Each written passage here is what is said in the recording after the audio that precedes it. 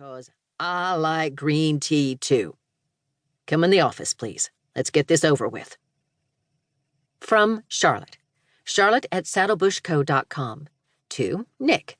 Nick Prince at saddlebushco.com. Subject. Regarding finance reports. Oh, I'm coming all right. Don't you worry, boss. But first, I'm walking down the street to Joe's Java to get some damn donuts. Chapter 1. Summer. Three Rivers, Texas. In every family, there are colorful stories that are often repeated, trotted out for newcomers at family gatherings, and thereby sealed into the family's collective memory. Like the story about Nick Prince's little brother, Luca, who rode out onto Three Rivers Ranch with his best friend when he was 12 and didn't come home for 2 days. The number of law enforcement who went out on the search grew with each telling.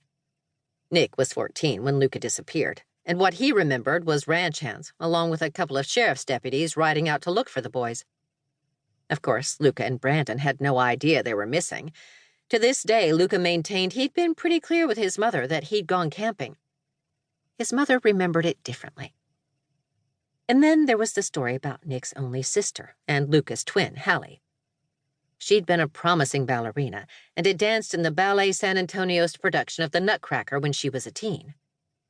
The way the family liked to tell it was that Hallie had taken flight in a spectacular jump and crashed into a cardboard tree that was part of the set.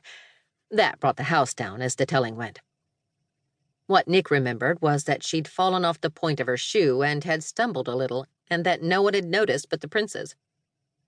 Hallie would roll her eyes every time this story was told and declare she'd never had harsher critics than her own family. And Nick? Well, he was the one born with a broken heart. Apparently, he was pretty colicky in the first months of his life and had cried so much that his maternal great-grandmother would hand him back to his mother and say, "I don't know what to do with a baby born with a broken heart." His parents thought it was funny. Easter Sundays were the preferred time to bring the story out for guests. His dad would say, "Alberta was so convinced Nick over here was put on this earth to endure some great tragedy. And really, all he had was gas. Isn't that right, Nicky?" He would invariably clap a beefy hand on Nick's shoulder so hard as to make his eyes water. "Grandmother couldn't look that old hound dog in the eye either, remember?" his mother would say. "Said he looked so sad she couldn't bear to know the tragedy he'd suffered." "The only tragedy that dog ever suffered was how fat you let him get," his father would counter. And that would spark an argument between Nick's parents over their conflicting ideas about the care and feeding of family dogs. To the rest of the family, the being born with a broken heart theory was a great way to explain Nick's general sense of malaise. Yes, he could be a grump. He knew that about himself and would own it. He didn't like being a grump.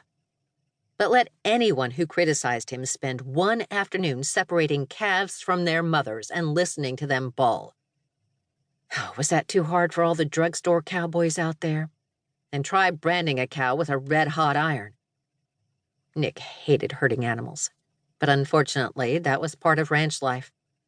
Electronic ear tags were easily removed by modern-day cattle rustlers, and on a spread the size of 3 rivers, the only way to keep the ranch's superior cattle from being stolen and sold at auction was to brand them.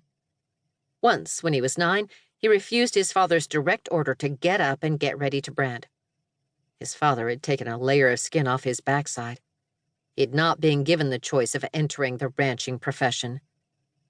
As Nick was the firstborn son, his role was assumed and codified and probably chiseled onto a stone tablet somewhere. Nick hated everything about ranching. He hated the grind of the work and the hours spent in a saddle riding around this massive ranch his forebears had built. It was a lonely profession. He hated herding animals, hated hunting, hated stringing fence, and worrying about water for the herd in the middle of a drought, or worrying about the herd in the middle of the storms spawned by hurricanes in the Gulf, or worrying about letters from PETA about their livestock management. He didn't particularly like the oil business either, in which his forebears had also begun to dabble just after the turn of the 20th century, when Spindletop gushed for 9 days down near Beaumont. What Nick liked, if anyone cared, which they did not, was flying. He'd earned his pilot's license years ago.